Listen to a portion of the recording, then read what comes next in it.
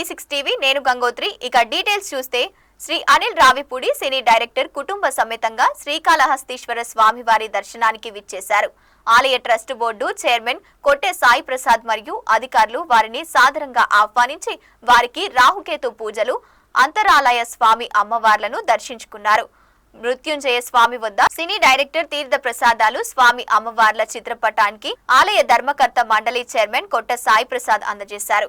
ఈ కార్యక్రమంలో ఆలయ ట్రస్టు సభ్యులు పడగాల మురళి, కొమ్మబోయిన రజని తదితరులు ఈ కార్యక్రమంలో పాల్గొన్నారు.